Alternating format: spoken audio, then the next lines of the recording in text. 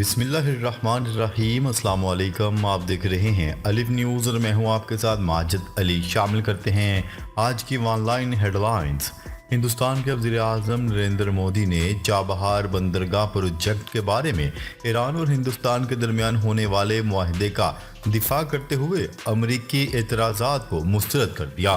ہندوستانی وزیر اعظم نریندر مودی نے اپنے ایک تازہ انٹرویو میں ایران کے ساتھ چابہار پروجیکٹ کے معاہدے کا ذکر کرتے ہوئے کہا کہ پچھلے دنوں ایران میں ہندوستان اور ایران کی جانب سے بہت بڑا فیصلہ کیا گیا جو ہندوستانی میڈیا کی سرخیوں میں ہے۔ ان کا کہنا تھا کہ اس معاہدے کے لیے ہندوستانی وزیر ایران کی چابہار بندرگاہ میں تھے۔ انہوں نے واضح کیا کہ چابہار بندرگاہ کے پروجیکٹ کے بارے میں حتمی معاہدہ ہو گیا ہے۔ صہیونی فوج کے ٹھکانوں پر حزب اللہ لبنان کے میزائلوں کی بارش۔ عالمی خبرساں ادارے کی رپورٹ کے مطابق لبنان سے متعدد میزائلوں کے ذریعے الجلین میں صہیونی اڈے کو نشانہ بنایا گیا۔ خبرساں ادارے کی رپورٹ کے مطابق یہ میزائل الجلیل عالیہ میں اپنے نشانے پر لگے ہیں۔ بعض رائے نے اسی طرح اعلان کیا ہے کہ متعدد میزائل لبنان سے مقبوضہ علاقے میرون میں داغے گئے، جن میں سے بعض اپنے ہدف پر لگے ہیں۔ صہیونی میڈیا نے اس بارے میں رپورٹ دی ہے کہ مقبوضہ علاقے الجلیل میں کرم بن زمرہ پر میزائل حملے کے نتیجے میں 2 صہیونی زخمی ہوئے ہیں اور الجلیل میں خطرے کے سائرن بجنے لگے۔ فلسطینیوں پر تشدد۔ کینیڈا نے 4 اسرائیلی انتہا پسندوں پر پابندی عائد کر دی۔ عالمی خبرساں ادارے کی رپورٹ کے مطابق امریکہ اور برطانیہ سمیت دیگر اتحادیوں کی طرح کینیڈا بھی فلسطینیوں کے خلاف آبادکاروں کے بڑھتے ہوئے تشدد کو روکنے کی کوششوں میں شامل ہو رہا ہے۔ کینیڈین وزارت خارجہ کے مطابق یہ پابندیاں ان اسرائیلی آبادکاروں پر عائد کی گئی ہیں جن پر فلسطینی شہریوں اور ان کی املاک کے خلاف تشدد اور پرتشدد کارروائیوں میں ملوث ہونے کا الزام ہے۔ سرحدی تنازعات کے باوجود چین 118.4 ارب ڈالر کی تجارت کے ساتھ بھارت کا سب سے بڑا تجارتی شراکت دار بن گیا۔ چین سے بھارت کی درآمد کا حجم 3.24% بڑھ کر 101.7 ارب ڈالر تک پہنچ گیا ہے، جبکہ بھارت سے چین کو برآمدات 8.7% بڑھ کر 16.67 ارب ڈالر تک پہنچ گئی ہیں۔ اسرائیل نے رفح کے لیے مزید فوجی دستے روانہ کر دیے۔ اسرائیل نے 162ویں ڈویژن میں شامل کرنے کے لیے رفح میں ایک اضافی بٹالین فوج روانہ کر دی۔ بین الاقوامی خبرساں ادارے کی رپورٹ کے مطابق یہ فوجی مشرقی رفح میں جاری اسرائیلی فوجی آپریشن میں حصہ لے گی جو اس ماہ سے وہاں کارروائیوں میں مصروف ہیں۔ یہ اقدام ایسے وقت میں اٹھایا گیا ہے جب امکان ظاہر کیا جا رہا ہے کہ اسرائیلی حکومت رفح پر فوجی حملے کو وسعت دینے پر رضامند ہو جائے گی۔ اس سے قبل حماس کے خلاف جنگ میں اسرائیلی فورسز نے گھبراہٹ کا شکار ہو کر اپنے ہی اہلکاروں کو فائرنگ کر کے ہلاک کر دیا۔ اسرائیلی فوج کی غزہ میں گھروں اور شیلٹرز پر بمباری۔ عرب میڈیا کی رپورٹ کے مطابق غزہ کے نصیرت کیمپ پر اسکولوں پر بھی بمباری کی گئی جس میں 4 فلسطینی شہید ہو گئے۔ غزہ کے اسکول میں بے گھر فلسطینیوں نے پناہ لے رکھی تھی۔ رپورٹ کے مطابق 7 اکتوبر سے جاری اسرائیلی حملوں میں شہید فلسطینیوں کی تعداد 35,000 سے تجاوز کر گئی ہے۔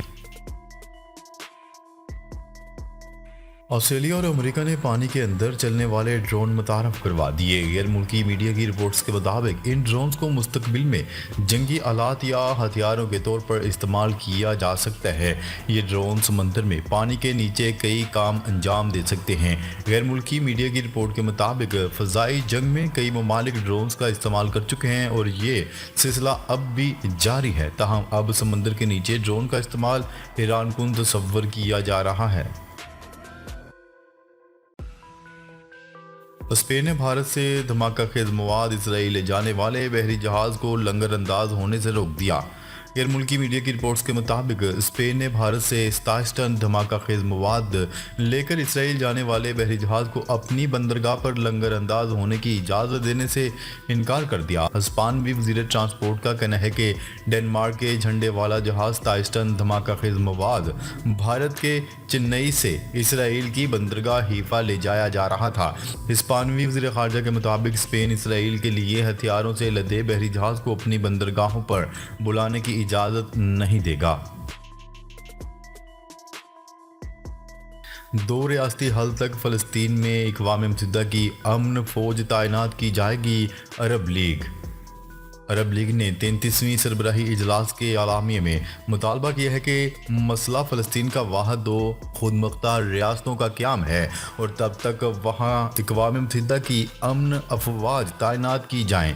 عرب میڈیا کی رپورٹ کے مطابق عرب لیگ کے سربراہ اجلاس کی میزبانی بحرین نے کی۔ اجلاس میں دریائے نیل، دجلہ اور فرات میں پانی کی حفاظت اور مصر، سوڈان، عراق اور شام کے حقوق کی حمایت کا اظہار کیا گیا۔ پنجاب میں رواں ماہ ہیٹ ویو، بارشوں اور طوفان کا الرٹ جاری۔ ترجمان کے مطابق 18 مئی تک صوبے کے بیشتر اضلاع میں گرد آلود ہواؤں اور گرج چمک کے ساتھ بارش ہو سکتی ہے۔ راولپنڈی، مری، گلیات، اٹک، چکوال، منڈی بہاؤدین، گجرات، جہلم، گوجرانوالا میں تیز ہواؤں کے ساتھ بارش کی پیشگوئی کی گئی ہے۔ اس کے علاوہ لاہور، قصور، ناروال، اوکاڑہ، فیصل آباد، ٹوبہ ٹیک سنگھ، جھنگ، خوشاب، سرگودا اور میاں والی میں آندھی اور بارش کے امکانات ہیں۔ ممبئی کے کالج میں حجاب اور برقع پر پابندی عائد۔ بھارتی میڈیا کی رپورٹ کے مطابق کالج میں گزشتہ برس اگست میں سیکنڈری سیکشن میں یہ پابندی عائد کی گئی تھی، تاہم اب گریجویٹ سیکشن میں بھی حجاب کرنے اور برقع پہن کر آنے پر پابندی ہوگی۔ اس مہینے کے آغاز میں ہی کالج نے ایک ڈریس کوڈ متعارف کروایا تھا جس میں دیگر چیزوں کے ساتھ ساتھ مذہبی اہمیت کے حامل لباس اور اشیاء کو ظاہر کرنے پر پابندی عائد کی گئی تھی۔ پاکستان سے غزہ کے لیے 350 ٹن امداد کی 7ویں کھیپ مصر پہنچ گئی۔ غزہ میں اسرائیل کی وحشیانہ جارحیت کا شکار مظلوم فلسطینی بہن بھائیوں کے لیے پاکستان سے 350 ٹن امداد کی 7ویں کھیپ مصر پہنچ گئی۔ قاہرہ میں قائم پاکستانی سفارت خانے کے مطابق پاکستان سے پہنچنے والی امداد کی یہ 7ویں کھیپ مصر میں پورٹ سعید پر پہنچنے کے بعد مصری ریڈ کریسنٹ کے حوالے کر دی گئی ہے۔ ایران میں جمعہ اور ہفتہ کو چھٹی ہوگی، پارلیمنٹ نے منظوری دے دی۔ جرمن نشریاتی ادارے کی رپورٹ کے مطابق ایرانی پارلیمنٹ کی طرف سے گزشتہ روز دی گئی اس منظوری کے بعد اتوار سے جمعرات کے دوران 40 گھنٹے کام کیا جائے گا۔ اس قانون سازی کو ابھی ملکی آئینی نگران کونسل کی جانب سے باضابطہ منظوری درکار ہے۔ ایران میں اس وقت ہفتے میں کام کے لیے 44 گھنٹے مختص ہیں، جبکہ جمعرات کو نصف یوم اور جمعے کو مکمل تعطیل ہوتی ہے۔ طورخم بارڈر پیدل آمد و رفت کے لیے 3 دن تک بند۔ طورخم بارڈر 17 سے 19 مئی تک بند رہے گا۔ طورخم بارڈر پیدل آمد و رفت کے لیے 3 دن تک بند رہے گا، جبکہ بارڈر ایکسپورٹ امپورٹ مال بردار گاڑیوں کے لیے کھلا رہے گا۔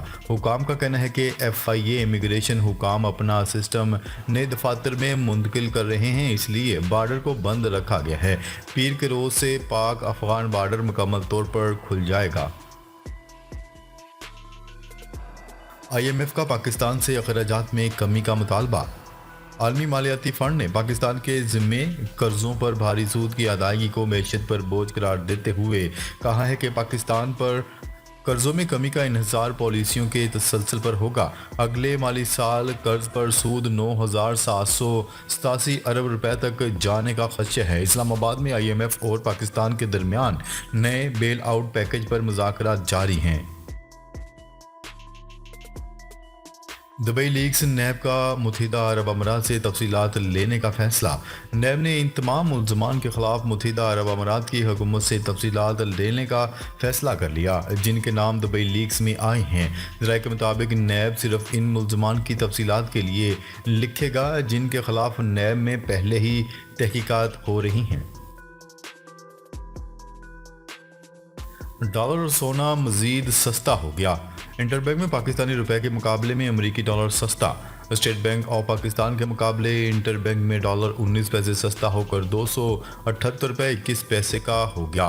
इंटर बैंक में गुज़िश्ता रोज़ डॉलर 278 रुपये 40 पैसे पर बंद हुआ था। ओपन मार्केट में डॉलर का भाव 4 पैसे कम हुआ है, जिसके बाद डॉलर 279 रुपये 50 पैसे का है। दूसरी जानिब मुल्क भर में फी तोला सोना 600 रुपये सस्ता हो गया। कमी के बाद सोने की फी तोला कीमत 2,45,000 रुपये हो गई। नाजरीन, अब तक के लिए इतना ही। मज़ीद खबरें लेकर बहुत जल्द आपकी खिदमत में हाजिर होंगे। तब तक के लिए अपना ख्याल रखिएगा। अल्लाह निगहबान।